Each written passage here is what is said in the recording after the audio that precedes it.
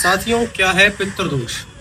ज्योतिष शास्त्र में इतनी क्षमता है कि ये आपका भूतकाल, भविष्यकाल और वर्तमान काल तीनों का ज्ञाता है।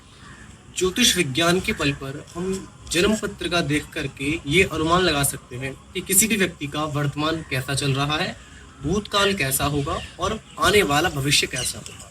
हालांकि नई पीढ़ी के लिए ये बहुत ही मुश्किल है इसको जानना या फिर इसको अपने अंदर को इस चीज को, इस विचार को अब्जॉर्व कर पाना, लेकिन ये सत्य है।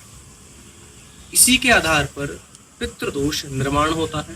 कुंडली के आधार पर हम ये मालूम कर सकते हैं कि किसी व्यक्ति की कुंडली में किस देश के अंदर उसका जन्म होगा, किस धर्म में जन्म होगा, किस जाति में जन्म होगा, कौन उसकी पत्नी होगी, कौन भाई होगा, कौन पिता होगा, कौन माता होगी और कौन उसकी पत्नी होगा। अथवा इन सभी प्रकार की चीजों को हम कुंडली और ज्योतिष के आधार पर जान सकते हैं। आज की आधुनिक पीढ़ी शायद इस बात को मानने को तैयार ना हो, पर इसी प्रकार से पितृदोष पीढ़ी दर पीढ़ी चलते रहते हैं। पौराणिक धार्मिक ग्रंथों में भी पितृदोष का विस्तृत वर्णन मिलता है। इन्हीं ग्रंथों के अनुसार यदि हमारे पूर्वज और उनकी आत्माएं अतृप्त और असंतृप्त रहें, असंतुष्ट रहें, तो हमारी कुंडली दूषित हो जाती है और उसी के कारण पितृदोष लगता है और वर्तमान जीवन में कष्ट या फिर दुर्भाग्य का सामना करना पड़ता है। और इसी के फलस्वरूप हम सभी लोगों को पितृदोष भोगना पड़ता है।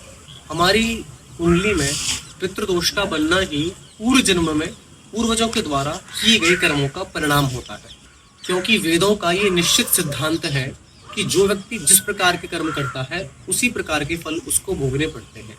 अच्छे कर्मों का अच्छा फल व्यक्ति को भोगना पड़ता है और बुरे कर्मों का बुरा फल व्यक्ति को भोगना पड़ता है। यह सिद्धांत केवल मनुष्यों पर ही नहीं, वरन देवता भी इसकी परिधि में आते हैं। अब जब देवताओं को भी अपने द्वारा किए गए कर्मों का फल भोगना ही पड़ता है, तब मनुष्यों को क्यों ना भोगना पड़े। अतः मनुष्यों को चाहिए कि वह शास्त्र विहित कर्मों का ही अनुष्ठान करे, निषिद्ध और निंदनीय कर्मों का अनुष्ठान कभी ना करे। कुंडली भूत, भविष्य और वर्तमान तीनों कालों की परिचायक होती है, तथा किसी योग्य ज्योतिषी के द्वारा अपनी कुंडली में पितृदोष को दिखा करके उसका अनुष्ठान एवं उसके जो कर्म है उन्हें अवश्य करें।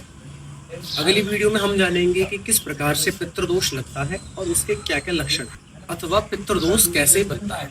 तब तक के लिए मैं आप सभी लोगों से विदा चाहता हूँ। हर हर महादेव।